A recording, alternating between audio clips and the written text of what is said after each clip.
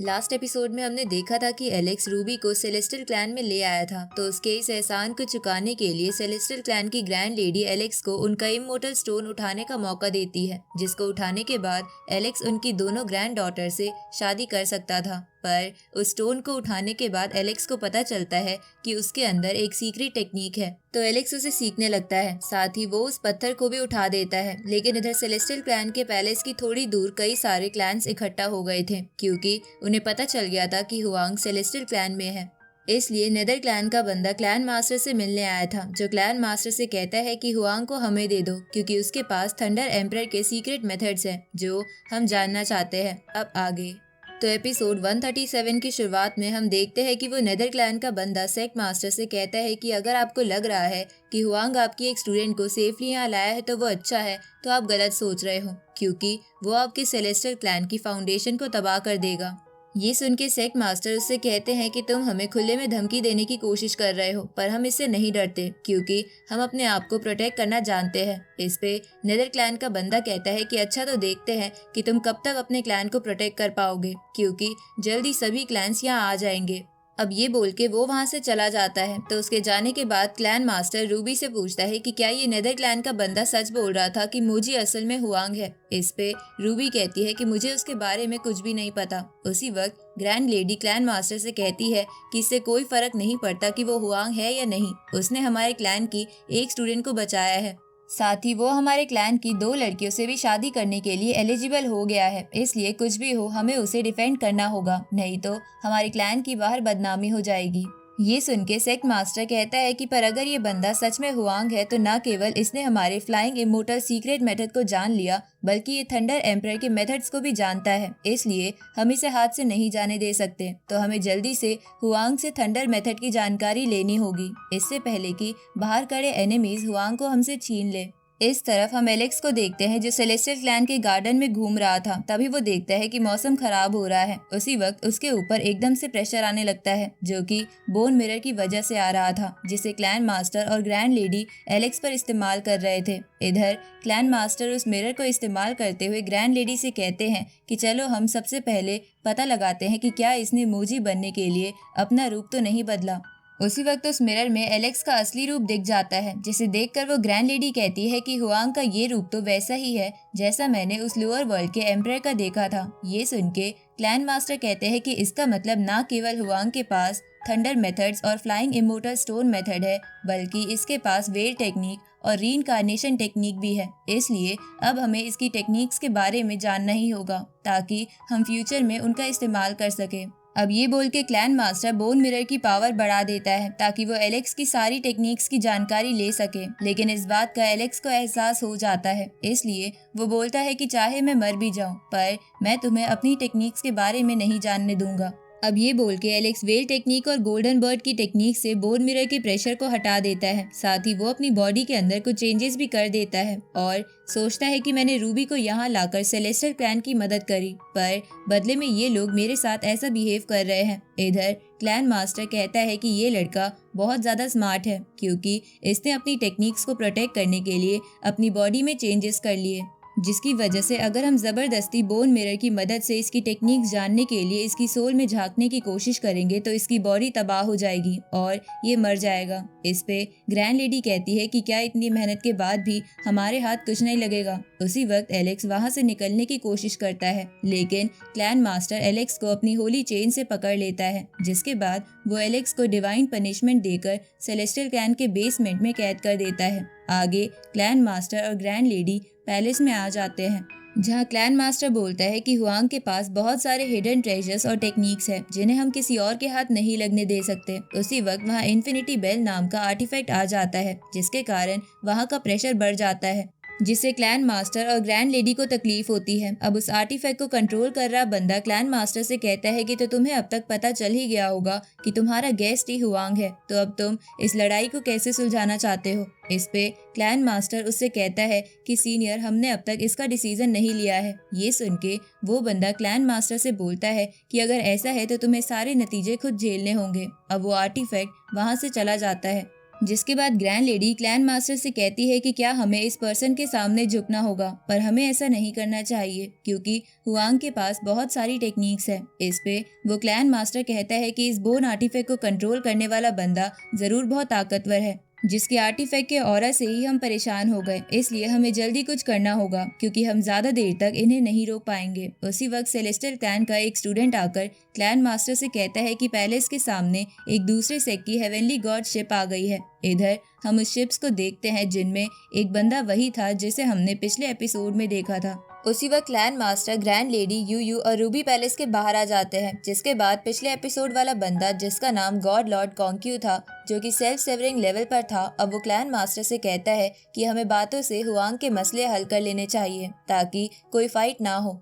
ये सुन के clan master सोचता है कि इन लोगों को बस ये लगता है कि ये हुआंग है, पर ये लोग उसकी असलियत नहीं जानते। लेकिन अब क्योंकि ये लोग हमारे पैलेस के सामने आ गए हैं तो हम इन्हें ज्यादा देर तक नहीं रोक पाएंगे, इसलिए हमें जल्दी से जल्दी एलेक्स की टेक्निक्स के बारे में जानना होगा।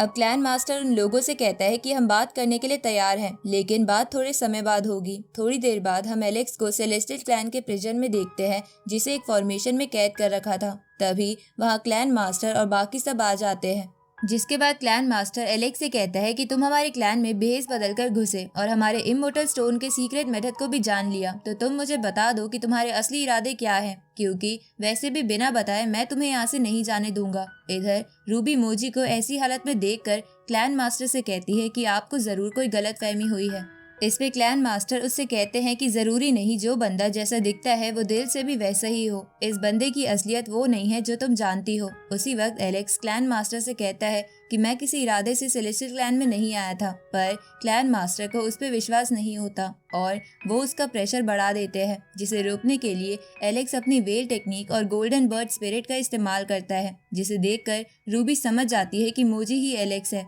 इसलिए वो एलेक्स से पूछती है कि तुमने मुझे सच क्यों नहीं बताया था। इस पे एलेक्स उससे कहता है कि मैं तुम्हें खतरे में नहीं डालना चाहता था। ये सुन के रूबी क्लैन मास्टर से बोलने लगती है कि मैं एलेक्स को जानती हूँ, पर उससे पहले ही वो रूबी को चुप कराते हुए एलेक्स से कहते हैं कि तुम भेस बदलकर हमारे क्लैन में आए और हमारे इमोर्टल स्टोन की सीक्रेट टेक्निक भी सीख ली, पर फिर भी तुम कहते हो कि तुम्हारे कोई बुरे इरादे नहीं थे। ये सुन के एलेक्स क्लैन मास्टर से कहता है कि तुम लोग मेरी मदद के बदले अच्छी तरह मेरा एहसान चुका रहे हो। उसी वक्त रूबी क्लैन मास्टर के सामने झुकते हुए उससे कहती है कि आप इसे प्लीज छोड़ दीजिए, इसने मेरी जान बचाई थी।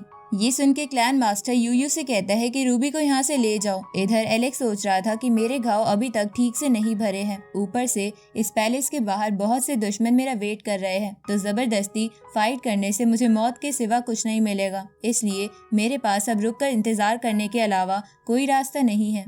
तभी क्लैन मास्टर एलेक्स से कहता है कि दुश्मन हमारे क्लैन के सामने है, लेकिन मैं तुम्हें तुम्हारे इंटेंशन और टेक्निक्स के बारे में बिना जाने यहाँ से नहीं जाने दूंगा। अब ये बोल के क्लैन मास्टर वहाँ से जाने लगता है, लेकिन वो जाने से पहले अपने एक एल्डर से कहता है कि तुम इसे टॉर्चर करके सब कुछ पता लगाओ। दूसरी तरफ हम उन शिप्स को देखते हैं जिन पे वो कुकून बर्ड यानी एल्डर कॉन्ग भी थे, जिसे हमने एलेक्स के साथ एपिसोड 62 में देखा था।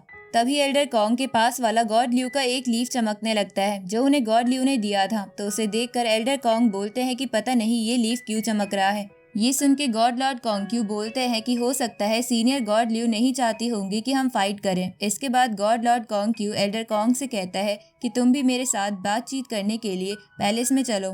अब वो दोनों पैलेस के बाहर आ जाते हैं, तो क्लैन मास्टर और ग्रैंड लेडी उन्हें रिसीव करने आते हैं, जहाँ एल्डर कॉन्ग ग्रैंड लेडी से रूबी के बारे में पूछते हैं, जिस पे ग्रैंड लेडी कहती है कि रूबी ने अपने आप को कल्टीवेशन की वजह से अकेले में बंद कर रखा है, पर आप क्या उसके बारे में जानते हो। इस पे एल्डर कॉन्ग उससे कहते हैं कि मैं उसे बहुत अच्छी तरह जानता हूँ क्योंकि मेरे दोस्त की ग्रैंड डॉटर है। इस पे ग्रैंड लेडी कहती है कि तब तो आपके हमारे क्लैन के साथ बहुत गहरे रिलेशन है। अब गॉड लॉर्ड कॉन्क्यू और बाकी सब पैलेस में आ जाते हैं, जिसके बाद गॉड लॉर्ड कॉन्क्यू क्लैन मास्टर से कहते हैं कि मैंने सुना है कि सेलेस्टियल क्लैन में कुछ चेंजेस हुए हैं, तो मैं सिचुएशन के बारे में जानने यहाँ खुद आया हूँ। इस पे क्लैन मास्टर कहता है कि हमारे क्लैन और आपके पीकॉक क्लैन के काफी अच्छे रिलेशंस हैं, साथ ही आप बातचीत से मामला हल करना चाहते हो, जो जान के मुझे बहुत अच्छा लगा और हमारा क्लैन इसका आभारी रहेगा। इसके बाद कॉन्क्यू क्लैन मास्टर से कहते हैं कि मैंने थंडर एम्परर के बारे में सुन रखा है और मुझे पता चला कि एक हुआंग नाम का बंदा उस थंडर एम्परर के सीक्रेट मेथड्स को सीख चुका है, तो मैं उससे मिलना चाहता हूँ क्योंकि मैं देखना चाहता हूँ कि क्या उसकी बॉडी के अंदर इमोर्टल ऑरा है या नहीं। इस पे क्लैन मास्टर कहते हैं कि आप बाकी क्लैन से हमारे इश्यूज बातचीत से सुलझाने आए हैं, तो मैं आपको हुआंग से जरूर मिलवाऊंगा। एल्डर कॉन्ग के पास वाला गॉड ल्यू का लीफ फिर से चमकने लगता है। इधर क्लैन मास्टर ग्रैंड लेडी से कहता है कि आप प्रिजन से हुआंग को ले आइए। तभी कॉन्ग क्यू एल्डर कॉन्ग को भी ग्रैंड लेडी के साथ जाने को कहता है। इस तरफ हम एलेक्स को देखते हैं, जिसकी हालत टॉर्चर कर करके उस एल्डर ने बहुत बुरी कर दी थी, पर एलेक्स ने अब तक कुछ नहीं बताया था। साथ ही वो उस एल्डर से कहता है कि तुम जितना चाहे मुझे टॉर्चर कर सकते हो, लेकिन याद रखना अगर मेरी बॉडी में इतनी सी भी जान बची तो मैं वापस आकर सेलेस्टियल क्लैन को तबाह कर दूंगा। इस तरफ प्रिजन की तरफ आते हुए एल्डर कॉन्ग का वो लीफ फिर से चमकता है, तो एल्डर कॉन्ग ग्रैंड लेडी से पूछते हैं कि आपने हुआंग को इस प्रिजन में क्यों कैद कर रखा है। इस पे ग्रैंड लेडी कहती है कि उसके इरादे अच्छे नहीं थे, साथ ही वो यहाँ हमारे सीक्रेट मेथड्स को चुराने आया था, लेकिन इसके बारे में हमें पता चल गया। अब दोनों प्रिजन में पहुंच जाते हैं, तो वो टॉर्चर कर रहा बंदा ग्रैंड लेडी से कहता है कि मैंने सब कुछ इस्तेमाल करके देख लिया, लेकिन हुआंग ने कुछ नहीं बताया। तभी एल्डर कॉन्ग हुआंग के सामने जाते हैं। उसी वक्त वो गॉड ल्यू का लीफ फिर से चमकता है,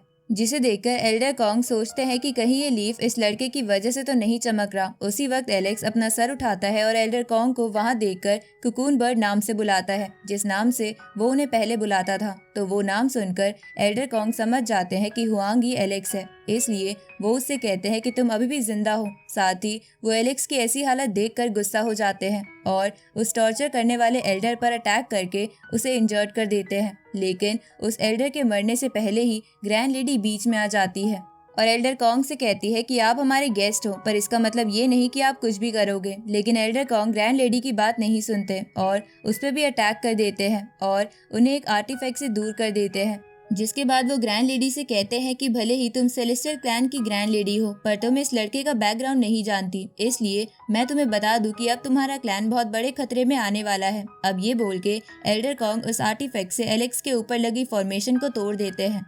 इधर ग्रैंड लेडी सोचती है कि अभी मैं एल्डर कॉन्ग को कुछ नहीं कह सकती, क्योंकि वैसे ही बहुत सारे क्लैंस हमारे पैलेस के बाहर खड़े हैं और अगर हमने गॉड लॉर्ड कॉन्क्यू से भी पंगा ले लिया तो बहुत बड़ी मुसीबत हो जाएगी। इस तरफ एल्डर कॉन्ग एलेक्स को हील करते हुए ग्रैंड लेडी से कहते हैं कि मैंने कभी सोचा नहीं था जो बाहर से इतना काइंड दिखता है वो अंदर से इतना भयानक होगा। तो ये सुन के ग्रैंड लेडी वहां से चली जाती है, जिसके बाद एल्डर कॉन्ग एलेक्स से कहते हैं कि मुझे हमेशा से लगता था कि तुम लोअर वर्ल्ड में मर चुके हो और मैंने सोचा भी नहीं था कि तुम यहाँ हुआंग का रूप लेकर आओगे और अपर वर्ल्ड में भी इतने फेमस हो जाओगे। ये सुन के एलेक्स उनसे कहता है कि मैंने भी नहीं सोचा था कि मैं आपसे ऐसी सिचुएशन में मिलूंगा, लेकिन मुझे ये समझ नहीं आया कि आपने मुझे ढूंढा कैसे। इस पे एल्डर कॉन्ग उससे कहते हैं कि ये सब गॉड ल्यू की मदद से हुआ है। इसके बाद वो एलेक्स से बोलते हैं कि तुम मेरे साथ गॉड लॉर्ड कॉन्क्यू के पास चलो, क्योंकि उनके होते हुए कोई तुम्हें कुछ नहीं कह पाएगा। अब एल्डर कॉन्ग एलेक्स को पैलेस में ले आते हैं, जिसके बाद वो गॉड लॉर्ड कॉन्क्यू से कहते हैं कि हुआंग असल में मेरा लोअर वर्ल्ड का दोस्त है, साथ ही ये उसी स्टोन विलेज से है जिसमें गॉड ल्यू रहती थी और ये उन्हीं गॉड ल्यू का स्टूडेंट है। ये सुन के गॉड लॉर्ड कॉन्क्यू हैरान हो जाते हैं और उन्हें अपने एक पास्ट का सीन याद आता है, जहाँ जब वो यंग थे तब उनके पीछे कल्टीवेटर लग गया था जो उन्हें मारना चाहता था, लेकिन गॉड ल्यू ने डिवाइन लिक्विड से उनकी जान बचा ली थी। तो अब गॉड लॉर्ड कॉन्क्यू एल्डर कॉन्ग से कहते हैं कि अगर ये लड़का सच में उनका स्टूडेंट है तो मैं किसी भी कीमत पर इसे बचाऊंगा। उसी वक्त यू एल्डर कॉन्ग से कहता है कि बिना किसी प्रूफ के कुछ भी नॉनसेंस बकवास करना बंद करो, क्योंकि हमारा सेलेस्टियल क्लैन तुमसे नहीं डरता। ये सुन के गॉड लॉर्ड कॉन्क्यू गुस्सा हो जाते हैं और अपना ऑरा बाहर निकाल लेते हैं, तो क्लैन मास्टर भी ऐसा ही करता है। उसी वक्त आसमान पूरा काला हो जाता है, जिससे एक पर्सन की आवाज आती है जो गॉड लॉर्ड कॉन्क्यू से कहता है कि तुम मेरे सेलेस्टियल क्लैन के मेहमान हो और तब भी इस पे अटैक करने की सोच रहे हो। अब ये बोलते ही ये एपिसोड यहीं खत्म होता है।